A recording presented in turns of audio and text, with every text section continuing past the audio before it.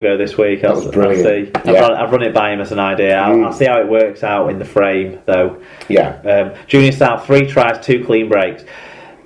Convicted spousal abuser Robert Louis had 2 tries and 2 try assists, so his on-the-pitch influence has been missed by Salford when he wasn't there. They seem to win more when he's playing, and also it keeps him at a safe enough distance away from beating any women up. Niall Levels with a try and 137 metres. For him on the wing, and Gareth O'Brien, big contribution, 3 try assists, 100 metres and 2 clean breaks. Another member of my dream team, or 2 more members of my dream team. It all came together for me this week. It really did, and we'll get onto that later on, Tom. For Hull KR, Kenny Seo had a try and 170 metres. Thomas Minns grabbed 2 tries. Ian Thornley in the other centre had a try and 103 metres. Adam Walker came off the bench, put down his phone and ran for 112 metres. Put down his phone. I'm texting. Oh, God. Kids. Allegedly. Texting. You'll note that he hasn't been convicted of anything yet. Shall we give him the credit of the British justice system that actually at the moment he's still an innocent man, and then pan him when he's... I'm making jokes rather than saying he's definitely a pedo. I'm not saying he's that. He's probably a pedo, though. I'm saying I'm making jokes. He's definitely a pedo. Dan RBW got in touch. He said, "Well done, Salford. Great effort given the off-the-field ups and downs. Hopefully they will kick on and make up some lost ground." Yeah, well, it took them off the bottom straight away, didn't it? So I think that's a positive for sure, and that should show Salford that this season isn't gone. Both to the staff, the players, and the fans. Yeah. Well, it gives them. I almost wonder if this could be a positive thing for Salford because they were going to knock around the lower end of the top 8, weren't they? So there's going to be some complacency and what have you, and sort of drift around in there. Now, this gives Tim Sheens and Watson something really to focus them on and go, right, we've had these 6 points taken off us, we should be in that top 8. This is what we're going to crescendo towards. This is what we're aiming for at PCAT, lads. Let's prove everybody around us wrong. Yeah. That seems like the sort of thing that a guy like Sheens will grab hold of and use to... You might actually see Salford be on better form for the second half of this season than you saw in the first half. Quite possibly, and we've said Salford should be a good team at home this year, and this shows that they are, Yeah, okay. Have you got that scoreline right? 46-26. Are you doubting yourself? Well, it just feels like I say when I was listening to the game, it never felt like a 20-point margin. It's gonna be 36-26, isn't it? Something now when you check. No, it was 44-26. Oh well, see, it wasn't. I knew it wasn't a 20-point margin. It was the same thing though, weren't it? It was still 3 or 4 scores, wasn't it? Fair enough. Okay, final game of the weekend then saw Castleford Tigers taking on the Saints at home, and Saints came away with a 10-point win, 30 points to 20, as Castleford lose their 3rd match in a row, Mark. And lost more than the match because they lost Andy Lynch. Which is massive. It literally just come back onto the field as well. He'd had about a 5-minute breather, so he'd gone 60 minutes, been the best player for Cass on the park, sort of doing all he does, making every tackle, making every run. Yeah. Then went off for a brief breather, came back on, literally the next play, breaks his leg. A real shame. Yeah, it is a shame for one of the greats of Super League. Yeah, the whole era of Super League as well, in that count. St Helens just they never went away in the first half when Castleford probably had a bit more opportunities, and then they ran good lines. Basically, from what I can see from the tries I've seen, they ran good lines that Castleford couldn't really cope with, and the forwards running at pace onto a ball, because a couple of the tries with that sort of style, the one that sticks out most is Amor's, I suppose, and that was probably the crucial moment, because at that point it was back and forth for a spell, and then Lomax scored a try to seal it, so it's his comeback is continuing on. Yes, good for him. So statistically, what was the story of the game? Well, Saints, I should expect from the win, edged most of the key numbers in this one, only by small margins. Their significant win, though, came in team tackle success. It was 5% better than their hosts. You can sort of see that as well from 2 of the Castleford tries coming from... No, 3 of the Castleford tries coming from kicks. The one where put the kick in for Hitchcock, because that's a particularly entertaining try to watch, because there was the Saints player involvement as well in messing up, so that made it better. but good skill and execution as well anyway. John Wilkin, a try assist, 44 tackles and 131 metres, so Big John went both ways. Mark Percival with a try assist, 8 tackle busts and 111 metres. Joe Greenwood, he grabbed 2 tries on the edge there, and James Roby, 43 tackles, 12 of which were marker tackles.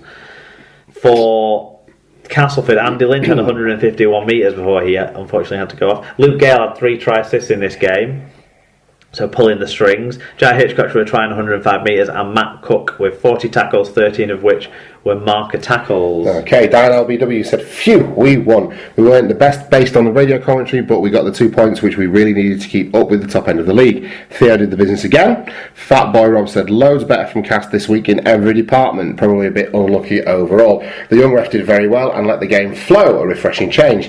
And Tyler Cast fan said, another patched up team after losing Webster before kick-off, did well for 60 minutes, but were never going to win. Who was the official? Gareth Hewer was the official. He's been around a while, hasn't he? But it's not often he gets allowed to referee games that aren't in Catalan, is it?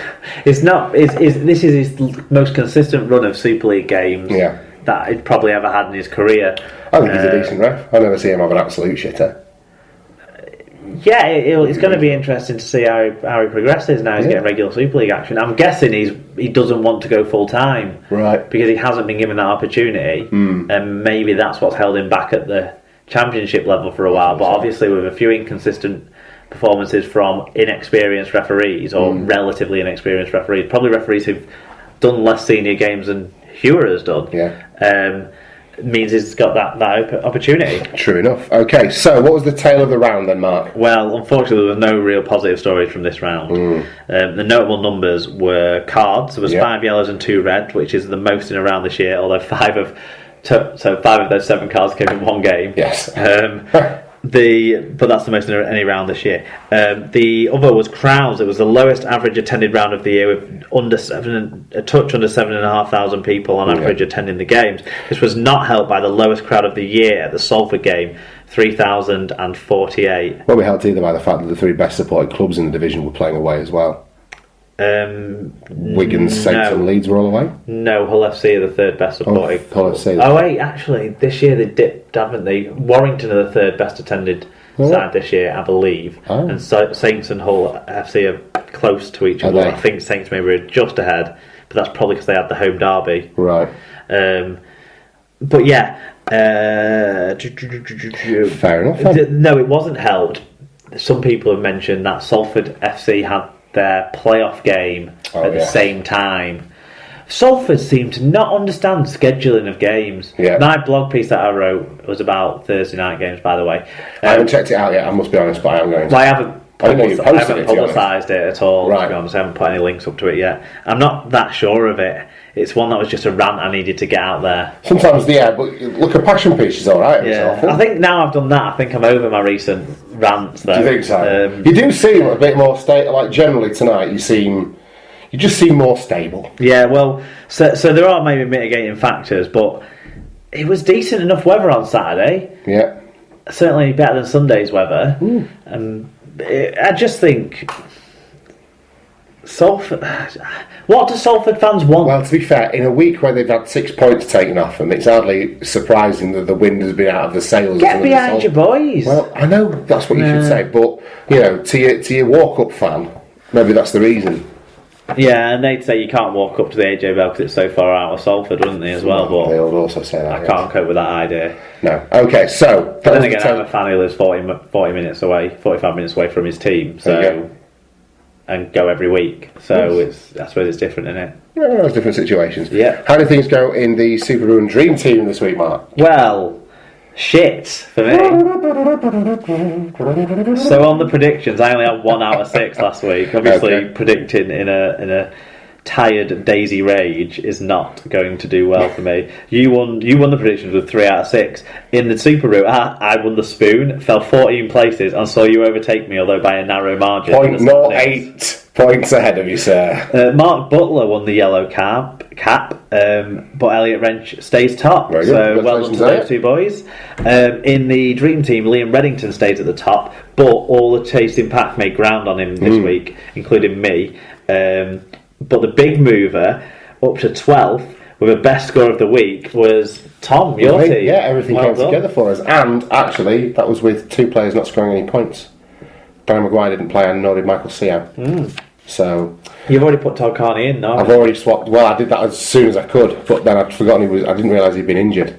I don't even know if he is. That's the weird thing about it. I might need to retransfer him, but I'm going to keep my powder dry with transfers this month. Well, I'm waiting because it's cup break round anyway. Exactly. I'm waiting to see the injuries after that and making my moves next week. Yeah, we shall see. But no, just keep pegging you back. You're my target, Mark. That's all. So fair enough. Just shaved another 100 or so points off your total this week. I'm happy with that.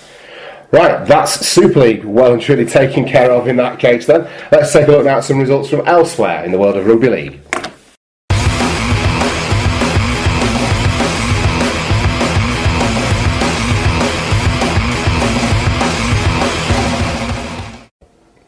Okay, so to some other results then. We'll move into the Championship, which was round 13 of regular season play.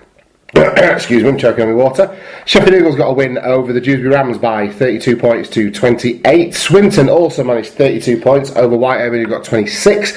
It was Oldham 16, Featherstone 14. Great result for Oldham there. Dan LBW got in touch and said, great win for Oldham. I believe Featherstone were badly hit by injuries at present, but even so, for a newly promoted side, Oldham aren't doing badly at all. Swinton are doing even better. I know they beat Whitehaven this week, who aren't as big a scalp as Featherstone, but still they're getting results. Swinton are in, I think, 8th position on the same amount of points as Sheffield, and doing tremendously the Lions doing tremendously well, absolutely. It was London 30, Bradford Bulls 16, and as you might expect, some of our listeners got in touch on this one. Brian Davies said it was a good afternoon in the sun. London look a very handy side, and Ealing is a nice little ground. Refreshing day out to see rugby league alive and well in London, with their 16s, 19s and first team all at home on the same field today. Bradford were pretty ordinary, and I can't see them bothering anyone in the middle eights. Dan LBW, good to see London get another win and their first of the season against Bradford. London must be the most improved side in the Championship League so far this year. Paul Campbell says, brilliant performance from the Broncos, tough game, and it was a deserved victory. London faithful got in touch and said, a big statement from the Broncos, 6 points clear in second and unbeaten in 5 matches at home all season. Richard Tordoff said that we were lacking direction. He's a Bulls fan and need a new coach and a half-back and no interference from above. Not sure what interference from above probably means, like Steve Ferris, maybe. I don't know, but I'm assuming he means Steve Ferris. What do you think? There's any hope of you getting a halfback on loan or whatever? Nothing will change until the new coach comes in, and even then, it depends a lot on who that guy is. Now, there's a few rumours and names knocking about, but we've known you needed a halfback since last year. Yes. We've needed a scrum half since Harry Saker. Even when we had Harry Saker, we needed a scrum half. Yeah. It's piss poor. I've no answer for you, Mark. I don't know why. I mean, they don't think that we need this crucial position filling, and think to themselves, a loose forward or a fucking centre with a dicky ticker can fill the role adequately well enough. It absolutely baffles me, but that's the position we're in. Do you not have any of your younger players who could maybe give it a go? Someone who at least has a kicking game and a game sense would be a bonus. There are young halves. Surely you've got a big enough pack to protect the young half at that level. I don't know. Think you have. You would hope so, and there will be halves knocking in the 90s. It's crazy. It's nuts. I don't understand it. I can't answer your question. No. It's infuriating me. Yeah. It's absolutely infuriating. So everything that you're going through whilst you're third in the table, and the level of whatever, and the level of infuriation you're feeling, at least you've got halves. Yeah. Do you know what I mean? Yeah. Okay, Shoddy Amongo got in touch. He said, well, I think that's the Bulls out of the race for the top 2. I agree as well. My pre-season prediction of 3rd is looking most likely. I'm glad London are doing better this year, looking better for having a year in transition. If you look at the probable bottom 4 in Super League, you would have to say it's much less likely a team will have a chance of promotion. I agree with that as well. Well, we've already spoken about that a little bit, haven't we? So what you were saying about the coach, who do you think, what's the rumour? I don't know. There's that bloke from Leeds whose name I've immediately forgotten, Matt Adamson. So I don't know what he's doing at the moment. No idea. Not heard of him, who he's coaching. Maybe he's coaching in League One or something, or he's an assistant somewhere. But that was what 18th man have put up my minutes before we started recording. There was the other one, the interesting one through obviously Glenn Morrison and people like that have been mentioned, but that seems to have gone quiet. The other one, interesting one for me was Rowan Smith, who is Brian Smith's son. Now he's an assistant coach at Gold Coast Titans at the moment.